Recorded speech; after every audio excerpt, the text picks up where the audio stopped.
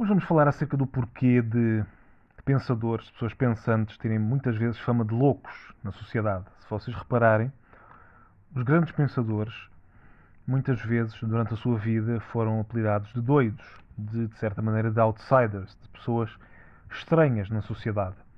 E só muitas vezes, da sua vida inteira ter decorrido, é que acabam por ganhar mais reconhecimento. Acabam por realmente ver validadas e reconhecidas as suas ideias, os seus contributos. E os exemplos são vários. Podemos dar, por exemplo, Nikola Tesla, Diógenes, na antiga Grécia, ou mesmo Arthur Schopenhauer.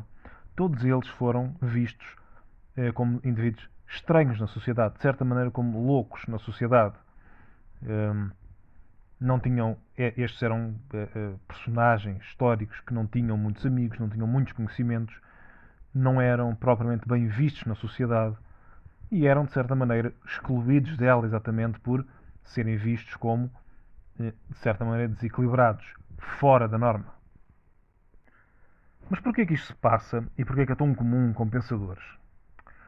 Bem, o primeiro dos motivos é porque o pensador basicamente vê aquilo que o normie não consegue enxergar. O normie é o indivíduo mais normal possível, com as ideias pré-concebidas da sociedade, com todos os preconceitos, com todas as visões, entre aspas, politicamente corretas, e que tem as ambições normais e basicamente segue o padrão e está neste jogo da corrida dos ratos voluntariamente. Esse é o normie. E o pensador consegue ver mais além daquilo que o normie vê. O normie não consegue enxergar aquilo que o pensador vislumbra. De certa maneira, o pensador quase que vive numa outra dimensão, porque ele vê padrões, por exemplo, padrões comportamentais, vê as prisões em que muita gente está encerrada. Prisões não em sentido literal, mas em sentido figurado. Por exemplo, a prisão do consumismo.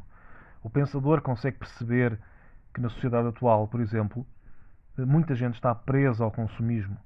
Endividam-se, gastam tudo o que têm, para muitas vezes comprarem objetos que não precisam, apenas por serem novos e porque indicam um certo estatuto social.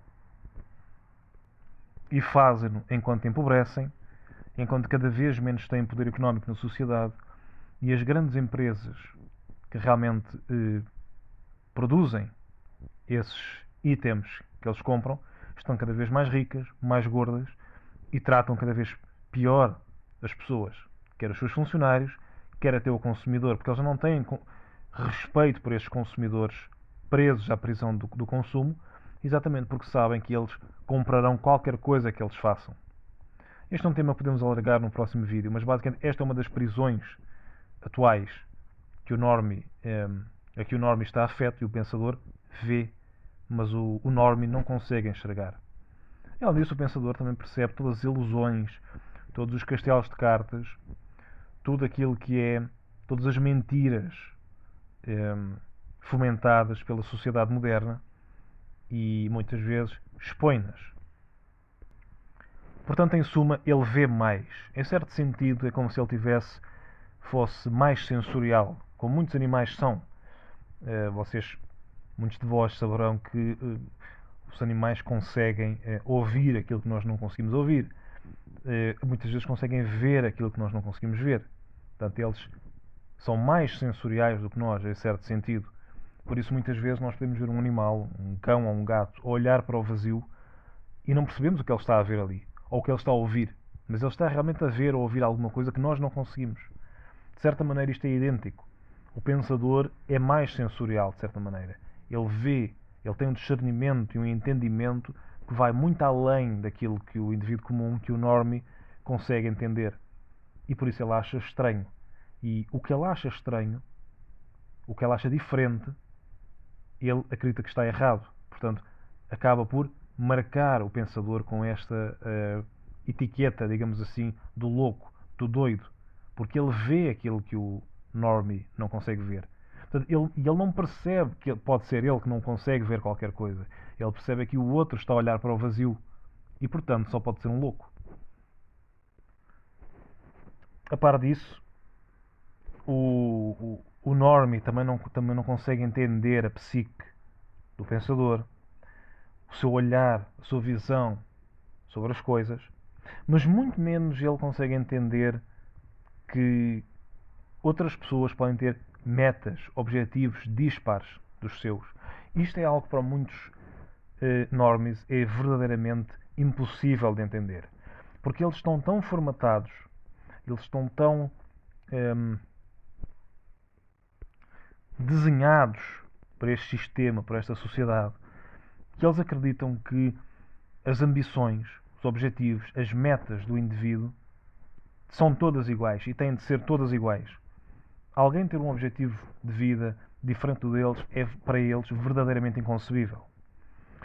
É por isso que eles acreditam que vocês, qualquer um, deve invejar, por exemplo, os seus casamentos, as suas riquezas, o seu trabalho, as suas promoções. Porque eles não conseguem conceber que alguém tenha uma visão da sua vida, uns objetivos na sua vida que é diferente do deles. Eles não conseguem compreender que pode haver gente que não quer aquilo que eles têm. Não os invejam, não têm ciúmes, não têm qualquer sentimento negativo para com eles, simplesmente porque, bem, em primeira linha, porque podem ser pessoas empáticas e com ética e com moral, mas também porque verdadeiramente não querem nada daquilo que eles têm. Não lhes interessa viver a vida deles. E isto é algo que o normie não consegue entender. Porque, de novo, ele está tão formatado que ele compreende ou entende que os objetivos e as metas a que ele quer chegar, toda a gente quer chegar aos mesmos objetivos e metas.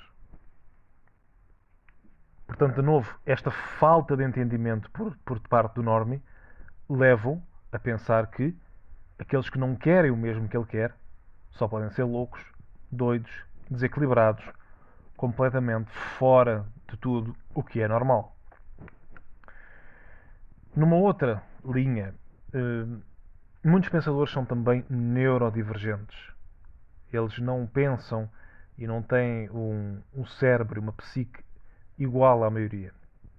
E os exemplos são vários. Podemos dar o exemplo de Lewis Carroll, de novo Nikola Tesla, Franz Kafka, Isaac Newton, Kant, Kubrick, até o realizador, entre muitos outros. Todos estes eram, ou em princípio deveriam ter sido, ou suspeita-se que terão sido, neurodivergentes. E o neurodivergente tem um papel na sociedade muito interessante e muito desconcertante para o normie e para quem controla o normie.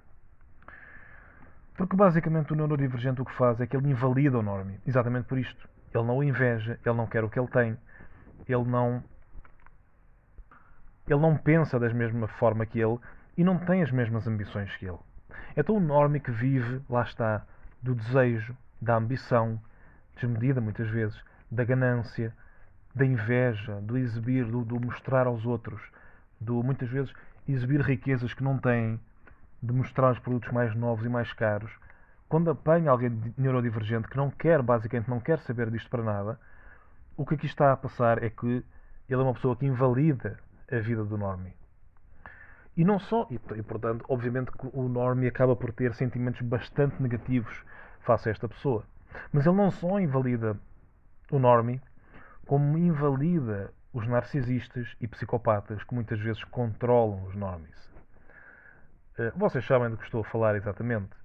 Muitos das pessoas que estão à frente das empresas, muitos dos políticos, muitos dos presidentes, cabem um pouco nestas características do narcisista. Muitos até na psicopatia ou sociopatia. Mas além disso, estas pessoas com estas características, com as características muitas vezes da tríade negra, que também são chamados por vezes estas características psicológicas, estas pessoas narcisísticas, psicopáticas, sociopáticas, muitas vezes, até mesmo nas escolas, nas organizações de trabalho, por aí fora, muitas vezes têm muitas pessoas à volta deles. Isto basicamente é o narcisista ou psicopata a controlar os normies. Estes indivíduos que não têm empatia, não têm moral, não têm ética, não têm muitas vezes sequer consciência, acabam também muitas vezes por ser bastante carismáticos e bastante sedutores para o normie, os indivíduos normais. E, portanto, estes normies acabam por se reunir, por rondar e admirar muitas vezes o narcisista psicopático. E então eles servem como macacos voadores para o narcisista. Os macacos voadores é uma expressão que vem desde o filme O Feiticeiro de Oz, em que é a bruxa malvada do Ocidente, que aqui é uma representativa exatamente do narcisista psicopático, tinha sob o controle dela macacos voadores que basicamente faziam o seu trabalho sujo. Para o mundo real isto é transposto da mesma forma. A bruxa malvada do Ocidente é o narcisista psicopático e os macacos voadores, os normies que o admiram e que muitas vezes acabam por fazer o seu trabalho sujo. Mas o neurodivergente então acaba por invalidar não só o normie, como estes narcisistas que acabam por controlá-los e por muitas vezes gerir as suas vidas. Portanto, aqui o que acaba por haver é uma incompreensão total por parte do normie e um ódio por parte do narcisista psicopático, porque os narcisistas psicopáticos odeiam, verdadeiramente odeiam, desprezam visceralmente aqueles que não os dão validação, aqueles que não fazem o que eles querem, aqueles que estão-se marimbando para o seu estatuto social e para basicamente o seu carisma e por aí fora. Eles simplesmente detestam estas pessoas. E por isso, e de novo, como forma de menosprezá-los, de os invalidar e também de os excluir socialmente, os ostracizar, dão-lhes a etiqueta, dão-lhes a fama de loucos, de doidos, de alguém com quem não nos devemos relacionar. Em última linha, outro motivo que leva o pensador a ter a fama de louco é muitas vezes o seu humor. O pensador tem um humor muitas vezes mais denso, muitas vezes mais trabalhado do que a da maioria e, portanto, de novo, leva-o a ser incompreendido. O pensador muitas vezes acaba também por gostar da sua companhia e dos seus pensamentos e das suas ideias. Então muitas vezes pode ser apanhado até mesmo a falar só, a falar consigo próprio. De novo, isto leva a uma incompreensão. O pensador muitas vezes também é introspectivo. Não quer falar muito com outros e prefere muitas vezes ter um diálogo, um monólogo consigo próprio. Mesmo que não esteja ativamente a falar em voz alta, digamos assim, consigo próprio, como no exemplo anterior, mas prefere ter uma introspeção, um monólogo entre si. Realmente pensar nas suas ideias e confrontar-se muitas vezes com as oposições às suas ideias, com ideias antagonísticas às suas, para realmente fazer o contraponto e perceber se as suas ideias são válidas ou não. E por fim, o pensador muitas vezes não é o maior fã de festas, de barulho, e prefere muito mais ter hobbies ou passatempos muito mais nerdy ou geeky, ou que realmente não são mainstream, não são apoiados pela maioria, pelos normies, não são aquele género de divertimentos mais populares. Portanto, tudo isto, todos estes exemplos, levam a que o indivíduo, o pensador, seja basicamente um desconhecido para a maior parte da população, seja um enigma, seja algo estranho. E, meus amigos, se nós já aprendemos algo com a vida, é que para muita gente é mais fácil dizer que o desconhecido